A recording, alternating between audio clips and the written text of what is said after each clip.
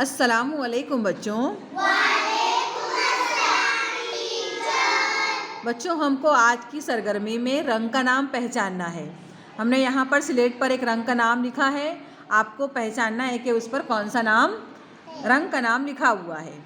जिस बच्चे ने सही जवाब दिया उसको मिलेगी एक कैडबरी। चलिए शुरू करते हैं हम। बोलो आसमा। पीला, नहीं, सफेद, नहीं, हरा, नहीं, व्हाइट, नहीं, लाल, नहीं, नहीं, पीला, नहीं, गुलाबी, नहीं, हरा, नहीं, काला, नहीं,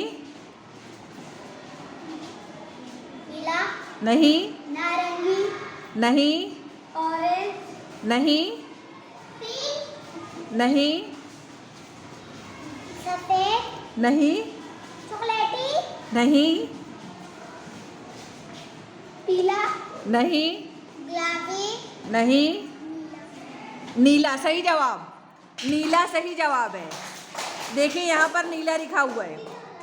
देखो कौन सा कलर है ये? नीला। चलो अब यहाँ पर जीत जाती है जन्नत। जन्नत कैडबरी लो इसमें से एक।